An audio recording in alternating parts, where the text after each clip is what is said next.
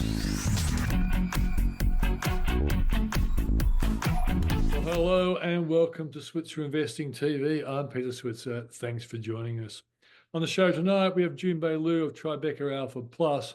I'm going to be talking to her about a number of stocks that look interesting at this point in time. Some have been sold off, some have been going through the roof in terms of purchasing and support for the stock. And then we're going to talk to Jason Tay, who is the fund manager of the Switzer Dividend Growth Fund and also Vertium Asset Management. And we're going to see how he's investing right now. Is he nervous about the fact that the US market has gone up 6 weeks in a row, that valuations seem pretty high? And if not, what is he investing in to make sure he cashes in on the future of a rising market? And finally, we talk to the founder of Independent Reserve. This is a Bitcoin cryptocurrency exchange. His name is Adrian Przelozny, one of the hardest names I've ever learned to produce. And we talk about the pronunciation of his name, as well as where Bitcoin's going. How do you play it right now? The price is over 100 Australian dollars. And he, I think, believes it's going to go higher. But when is it going to sell off? And how can you make money out of Bitcoin? That's going to be the subject of my interview with Adrian. Now, let's kick off with Jun Bei Liu of Tribeca Alpha Plus. Well, thanks for joining us, Jun Bei Liu. Thank you for having me, Peter, as always. Yeah. Let's just go straight to the heart of the matter. There are a number of challenges for the market at the moment, but the moment the market is going up. What do you think is going to happen to stocks over the next year? Are you quietly confident the market can keep on climbing, particularly when we eventually will get interest rate cuts? You know where I stand, Peter. We've spoken many times. I'm not only quietly confident, I'm confident market is going higher.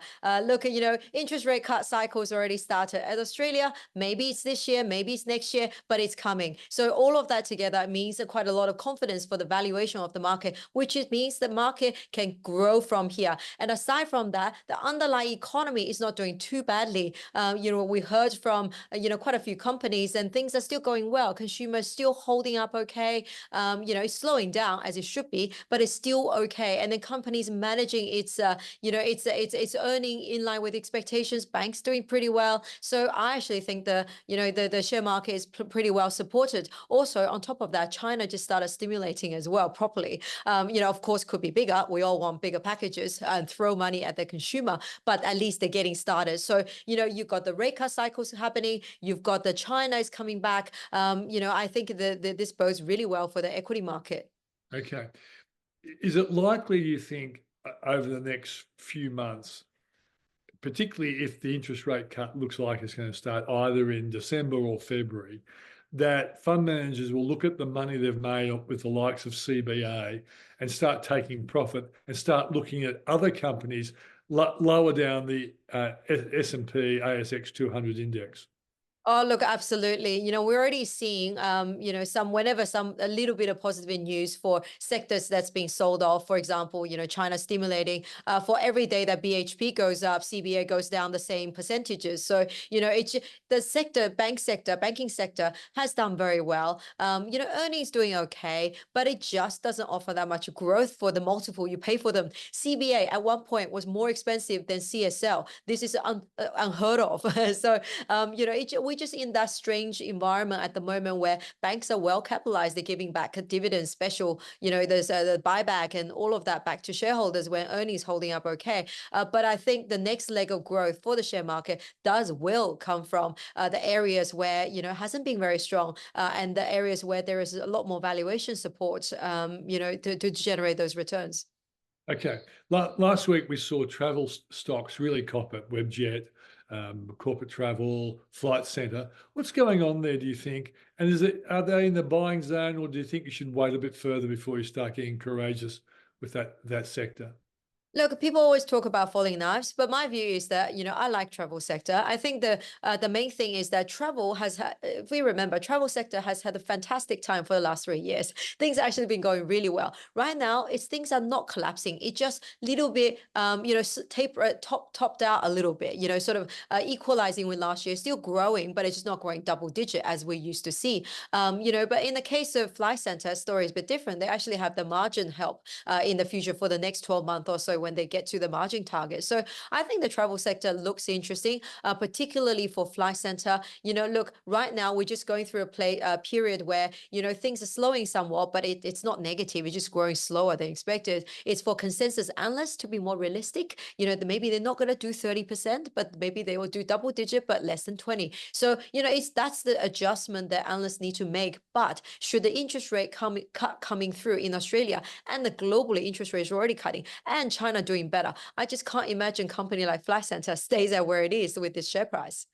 Yeah, I noticed that when NAB looked at where we're cutting back on spending, travel was probably the biggest cutback. And I guess it's a temporary thing. People feeling the squeeze of higher interest rates probably aren't doing as much travel as they would like to. Let's Mm. go on. Yep. Yeah, you got, yeah, that's right. Sorry. Let's go to another company that, you know, a lot of analysts, a lot of fund managers have said they like IEL, IDP education, but it has been challenged by government policy changes and limitations on foreign students. What's your latest take on IEL? Look, I think this one is, it's a watching brief. We do like this business. Very rare on the ASX, ASX index that we can find high quality education business like this one. The challenge, like you said, with the policy around the world, all policy direction is against it. My biggest concern really for the 2025, this company is a buy on 2-year view, but on 1-year view, the challenge is that we, as analysts, we always underestimate the operating deleverage, right? So when the revenue fall, which, probably in the high single digit or double digit, and what does that operating leverage to the downside, what does that look like? And none of us are ever, can estimate that properly. Usually it's a lot worse than expected. So I just think that in this environment at the moment, it is quite hard. But look, on a 2-year view, it's an absolute buy because, we know this business will come through. Balance sheet is strong. There's no, debt issues or all of that. And it's just a matter of time before we actually see the top line return. Okay. JLG, this is a company that you've liked in the past. Some people thought because it's in that insurance building repairs area, hurricanes in the US, and they're in the US, that this company looks as though it's got potential to go higher. What's your current view on JLG? Yeah, look, that's the one that we got a bit wrong.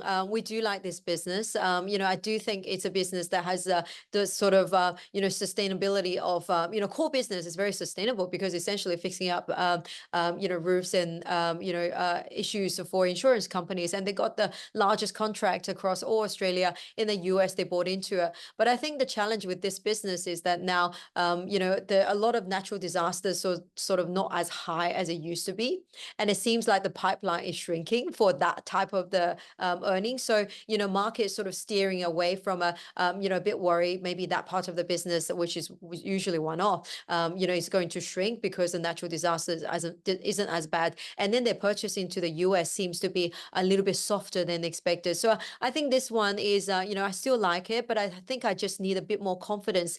Not so much for the natural disaster side of business. It's really just for that US business that they spend quite a lot of money. I want to see that doing a lot better than what it's been doing. Okay. Mm. Interesting company now. One that you probably 3 months ago you would have had no reservations whatsoever. Wise Tech. But now, because its founder is in a lot of trouble for social reasons, is this a company that you've got to be very careful about, at least in the short term? I think so for the short term. I think, today's share price has fallen quite a bit. In any normal situation, I would say it's a buy for a Yeah. business that's growing really well, long-term structural tailwinds. He's built a global fortress. This global growth profile is fantastic. The challenge is it's actually not so much about personal. What happened to the CEO's personal life, it's personal life, might create distractions and the like. But now, over the weekend, clearly we're seeing more information about, there's, whether it's to do with the ex-employee and others. Now, it does create corporate governance issue, and as an investor, it's very hard for me to sit there and say that it's not going to be any further issue, because for what we know from every other company, when you have, relationship with ex-employee or corporate governance issues going into, these detail, the CEO have left. So, I think Rich is a fantastic management of his own business. He led a great, expansionary empire. But it's, and he still own a lot of shares, but it just, right now, I think I need to see more, from the outcome of the investigation before I say it's a buy. Yeah. And I think we've seen, say, for example, with Magellan, I think with Domino's, when there are these kinds of underlying social problems or family problems, it does have an impact on the company, at least in the short term. So, yeah, I can understand why you say that. One final one, Paladin. What are we going to do here? Do we take the punt that one day the world will actually buy nuclear? And if they do, Paladin's going to be the company that's going to be a great beneficiary. What's your position on Paladin? Yeah, look, I do think Paladin is a good one that you want have exposure to the uranium. I always thought, when you have an energy complex, you should have some uranium, because quite frankly, with the amount of data centers we're building out, I'm not sure how we're going to supply the energy, in the next few decades. So, I think uranium is a good spot, and Paladin is a good one within that. It just in the short term, look, it's, it's not something that you buy into, expect a return very quickly. It's just something that holds probably a strategic position within the portfolio. Okay. One last thing. What's been the latest new addition to your fund? What company do you like more than, say, you did 3 or 4 weeks ago? Yeah, I'm trying to think of what type of business that we, we quite like. I think, with anything at the moment, because of the share price movements, I do like the businesses, when the share price sort of come off and then, that looks a bit more interesting. And Flight Center is the one I mentioned earlier, but another one, I think this week, I think they got their quarterly, which is ResMed. I think looks pretty good going to the result. So we're a little bit catalyst driven at the moment, but it's, either something's being sold off that looks good on 12-month view, or something that has a good result that's coming up. Great. Thanks for joining us, Jun Bei Liu. Thank you, Peter, for having me.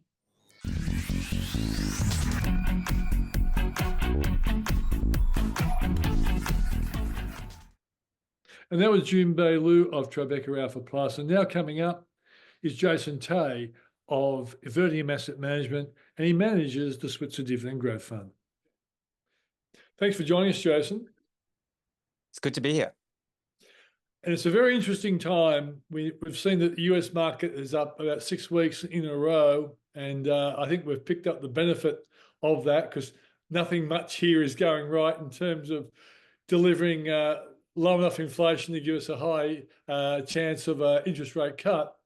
So what is the outlook for you with your fund over the next 12 months?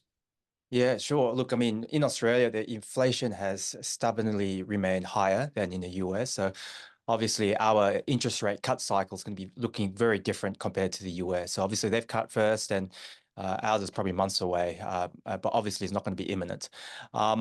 From a outlook perspective, the market is actually trading on 18 times PE multiple.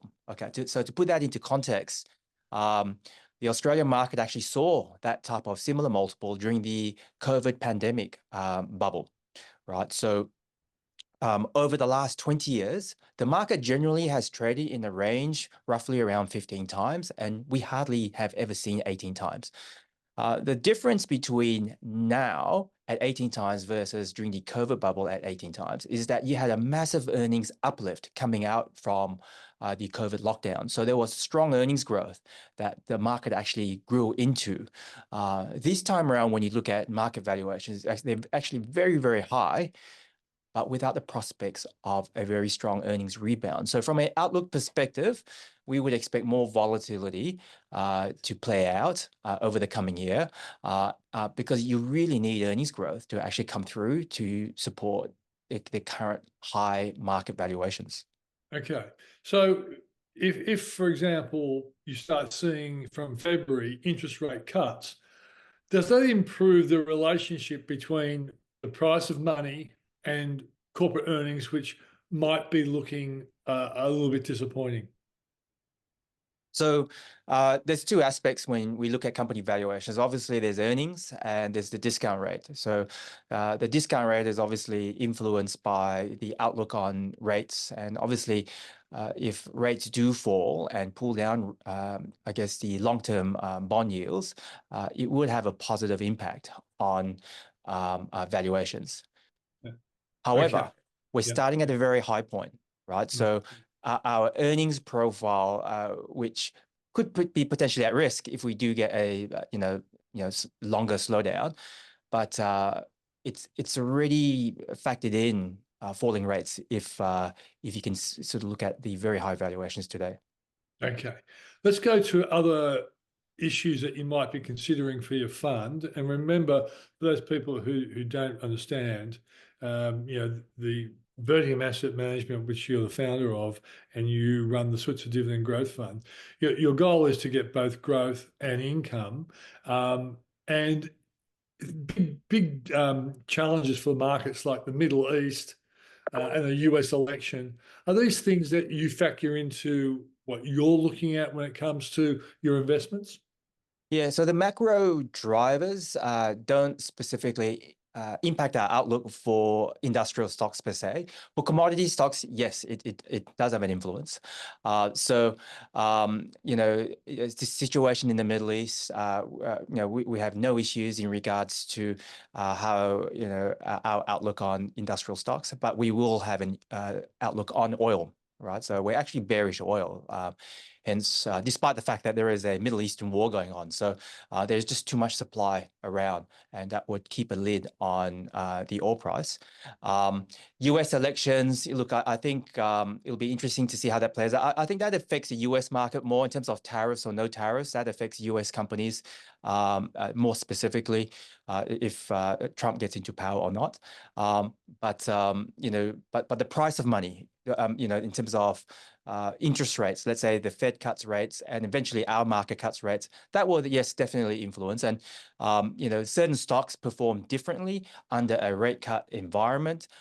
So, for example, building material stocks would probably perform better than your other industrial stocks under that type of environment. What about the interesting issue of the fact that in 2026, the Trump tax cuts disappear?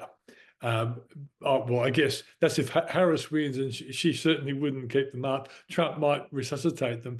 Could that be a real challenge for the US market? And ultimately, that could be a headwind that we face as well. Look, I mean, obviously, if there's no replacement of a tax cut, obviously, from a corporate earnings perspective, it will be a small headwind that the US market will have to digest. From an Australian corporate perspective, it's going to have minimal influence in terms of how our Aussie companies operate in our market. Okay. Well, let's go to a relatively important issue, namely Chinese stimulus and what it might mean for commodity prices and for stocks that you might hold. Are you currently holding BHP or Rio in your fund? Yeah, so we do hold the three iron ore miners, so BHP, Rio, and Fortescue. We're using it as a proxy for Chinese stimulus. We have reduced our underweight position. We're about neutral, like we're not sort of super bullish in terms of what potentially may happen in China. And I do stress may. We still have to see a lot of details being released by the Chinese government. But by saying that, they have actually said that they are looking to, stimulate fiscally and also, stem the downfall of property prices, which is very important, right? Because obviously, if property prices stop falling, it would encourage investments in that space. The Chinese stimulus is actually much needed, right? So China, for the last couple of years, have actually suffered from a balance sheet recession, which means that despite lower interest rates, because typically you would expect lower interest rates to stimulate investments, despite that happening for the last couple of years, nothing has been happening. Investments have been very lackluster. No one wants to invest, and they want to pay down their debt levels and increase their cash buffers. So that's called a balance sheet recession. And in fact, the Western world suffered from that. Post the global financial crisis, nobody wanted to borrow, which is why they started the QE programs. And Japan obviously suffered from that for a decade. So China has gone through that for the last couple of years, and they're now trying to rectify that. Okay, so let's go to another relevant issue, namely artificial intelligence. Are you taking any play within your fund that might benefit from the big interest in AI? Yeah, so definitely AI has been a boom in earnings, especially to NVIDIA. But, obviously in the US market, you got direct players like NVIDIA and, indirectly Microsoft and so forth. So it is flowing through to the earnings profiles for some of the big tech companies in the US. Unfortunately, it's very hard to actually have a direct exposure in Australia to AI because it's all happening in the US. Indirectly, you can actually invest in data centers or companies related to data centers. So there's NextDC and Goodman Group. We don't have an investment in NextDC because we view its valuation as too rich, too expensive for our liking. But we do have an investment in Goodman Group. So Goodman Group is well placed to roll out data centers across the world, and as a fund manager, they should be able to sort of benefit from increased fees associated with the rollout of data centers. Okay, now one last question, Jason. You talked about high valuations, but a lot of those high valuations have been, I think, restricted to some of the big cap stocks. A lot of the mid and small cap stocks have suffered the consequences of 13 interest rate rises. And when we start seeing interest rate cuts, is it reasonable to argue that there could be a positive rotation effect out of the big cap companies like CBA, where fund managers like you take profits and then buy other companies? Is that likely to be something we'll see in 2025 when rates start to come down? Yeah, look, that's certainly a scenario. Whenever you think about when central banks are cutting rates, typically they're cutting rates because there's something wrong with the economy, when the economy is slowing down. So the million-dollar question is, whether the economy is slow enough, but not dramatically slow, whereby it's just a gradual slowdown and rates are cut, right? In that environment, you may see a strong rotation away from large caps and into small caps, where there's obviously valuation support. They look a lot cheaper than some of the big cap brothers. However, if we do slide into a deeper slowdown and possibly entertaining a recession, I'm not saying I have enough foresight to actually forecast that, but if we do go into a stronger slowdown, then the small caps would not be a place to put capital, because you will see earnings pressure across the board. And you're not going to be worried about falling interest rates. You'll be worried about falling earnings under that type of environment. Okay. Well, one last question is, given what you said then, personally, I wouldn't be surprised to see the national accounts give us a number that's quite small and might resurrect the idea of a recession as a possibility. But marry that against the job numbers we saw last week, it makes me think that it's unlikely to see a recession with such a strong job market. Do you have the same kind of conflicted thoughts? Yeah, it is actually a difficult market to actually put your head around, especially when it comes to the macro environment. But I tell you what, like when you look at the job numbers, and we do, and that's because we actually have an investment in SEK. as a turnaround, right? So SEK benefits from strong job numbers, and obviously if it's weaker, they will have to put up their prices to offset that. So they're also reporting, and also the national accounts are reporting that job numbers are okay, right? It's muddle along. It's not boom days, but it is muddle along. But if it's a muddle along, it potentially that does entertain the thought of a slow, gradual slowdown as opposed to a sharp slowdown. Okay. One final question. I always think of more final questions with you the more I listen to you, Jason, has there been a new stock you've introduced to the fund? And if so, why? Yeah, so over the quarter, we have bought a new stock called Auckland Airport into the fund. We have owned this name before in the past, as coming out of COVID, it was like a lot of these, I guess, infrastructure stocks were heavily discounted.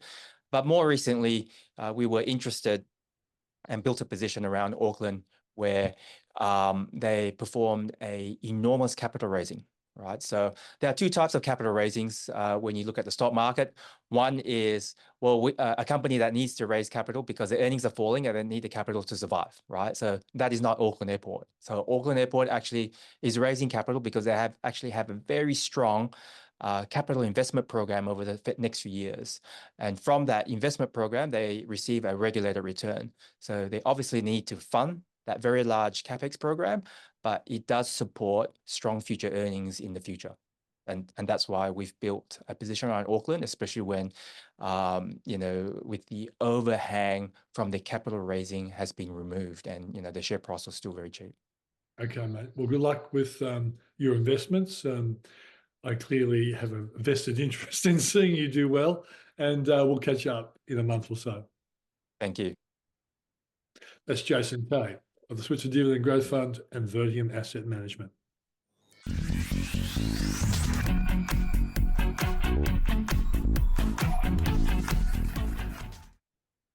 And that was Jason Tay of the Switzer Dividend Growth Fund. And now we take a look at Bitcoin and where it's going. Well, joining me now is Adrian Przelozny from Independent Reserve. And I always apologise if I've mispronounced your name. I'm sure I have, but it's great to see you, mate. It's great to be here, Peter. And it's an interesting time for Bitcoin because Independent Reserve is a cryptocurrency exchange. And I've got to say, every time I interview you, it'll either be during a crisis time when the currency, when the Bitcoin price is going down, or it's going up. It's been going up. Tell us what you're seeing right now with Bitcoin. Yeah, so it's been a very interesting year for Bitcoin. I think it's up about 80% year to date. I guess a lot of that movement happened earlier in the year when the ETFs listed over in the US.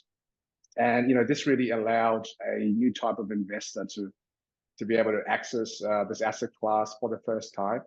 So for a long time, we believed that there was a demand from institutional investors, but no one really knew until the ETFs were listed. And I think they've been the best performing ETFs that have listed in the US in 2024. So that's had a huge impact. And then, of course, we had the halving event in May. And when this happens, basically the inflation rate of Bitcoin halves. So, and it normally takes 3 to 6 months for the impact of that to really permeate through the markets. And we're kind of entering into that period now. So, what we've had this year is an increase in demand and a reduction in the supply. So I guess logically that caused the price to go up. And also, it's been interesting that the price went up in an environment when interest rates were very high, and now this is beginning to turn. So interest rates dropped, I guess, last month in the US, and they're expected to drop again soon. So, we're entering an environment where monetary policy is beginning to ease, and that's generally very good for asset prices. And of course, there's an election happening in a few weeks in the US. And, this will have a huge impact, I guess, on all markets. But Donald Trump, I guess in particular, has really come out and, he said that he supports the industry, that he's going to introduce regulation in the US that's going to support the industry. So there's a lot of excitement right now, and there's a lot of things that have really aligned that could potentially see the price of crypto really go up. I guess after excuse me, after the election and into early next year. Yeah. So you've had a good period of time to understand what Bitcoin reacts favorably to and unfavorably to. Now, it seemed to me we've had a fantastic run for big tech companies. Is Bitcoin tracking the performance of big tech companies? Yeah, I think there was a time in the past where the correlation between the price of crypto and the price of equities in the technology sector was very high, but I think this is now beginning to drop. I think people are beginning to understand that Bitcoin in particular is more of a commodity, more of a hedge against inflation and a hedge against loose monetary policy. And as we're beginning to enter into an environment where a lot of people are of the view that the money printer may be turned on again around the world, people are looking towards a hard asset like Bitcoin, where the supply is limited, where the supply is controlled, and it can't be manipulated by any government or any one entity. So I think that's what's making Bitcoin very attractive right now. What about Ethereum? It was often the go-to cryptocurrency for younger people. It was priced more attractively, and it has different kinds of supply issues compared to Bitcoin. How's Ethereum doing? It hasn't done that well this year, and there's probably a few reasons behind that. I think the main reason is that, in the niche that it's trying to fill, there's a lot of competition, and there are other blockchains that can potentially do what Ethereum is doing right now, and maybe they can do it in a way that's cheaper, that's quicker, that's more efficient. So Ethereum is in a very competitive environment.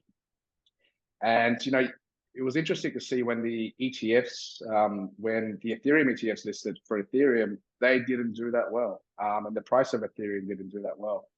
And I think there's multiple reasons behind that as well. I think the main one there is that the ETFs don't provide a yield, whereas holding Ethereum yourself, you can very easily earn a yield of around 3.5% without really taking on much additional risk. So I think Bitcoin is a very different thing to Ethereum now. I think it's clearly got a different use case as an inflation hedge, and Ethereum is, I guess, more like a technology stock that's competing with other technologies that can potentially do a very similar thing. Okay, is it fair enough to say that, and we don't know how a market will react to a dramatic drop in the stock market, for example, and how Bitcoin would either be a casualty or a hedge against a big sell-off. Historically, we've seen it actually does fall when the stock market really panics. Do you think that kind of relationship with stocks is probably still in place? Well, I mean, you have to ask yourself about the reasons behind a drop in equities. And usually when, equity prices drop around the world, or when asset prices drop around the world, it's because we're in a flight to liquidity, right? So people experience a liquidity crunch. Maybe they've got margin positions in other asset classes that are being margin called. They need liquidity, and that causes all asset prices to drop. Kind of irrespective. If you're not an asset that's very, very liquid, and if you're not the US dollar, you will probably get liquidated for the US, because people just require that liquidity. But what's I guess interesting to me is that over time we've had a few of these events. We've had black swan events, and the Bitcoin price may have dropped 80-90% in 1 week multiple times in its history, but it's always recovered. And I guess it's now trading at very close to its all-time highs, and a lot of people are expecting it to go even higher still. It just seems to me, mate, there's going to be a lot of people out there who will be very keen to buy Bitcoin when it collapses, because, as you say, it has a history of rebounding. And the fact that there's a limited supply And there is, whether there's a wide group that believe in Bitcoin, there is a substantially small group, there's a substantial small group who really do believe in it. And I guess when the price falls, people will be very keen to buy. Yeah, look, I mean, it's an interesting asset class in that it has a community of true believers, people that'll just hold the asset through anything. And that makes it a really great investment asset. So you can actually look on the blockchain. You can actually see when people's wallets move, and you can see when coins come into the wallets and when they go out of the wallets. And what's very interesting is that most long-term holders, they haven't moved their coins in a very, very long time. I don't remember all the numbers off the top of my head, but people tend to hold this asset for years, through ups, and also when all the markets aren't doing all that well.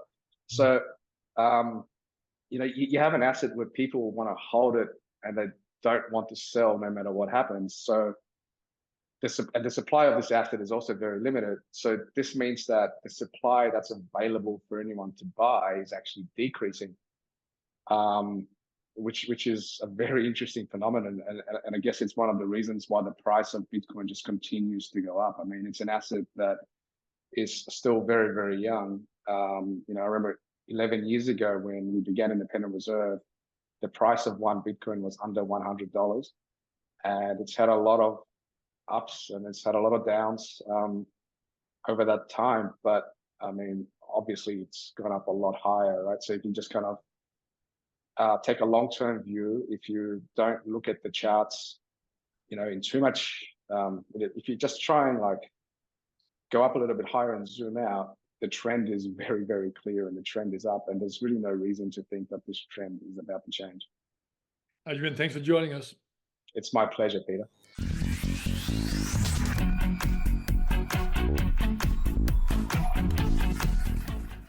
And that's the show for this week. Thanks for joining us. Don't forget Boom Doom Zoom on Thursday for the subscribers to the Switzer Report. And for the rest of you, I'll see you next week. Thanks for joining us.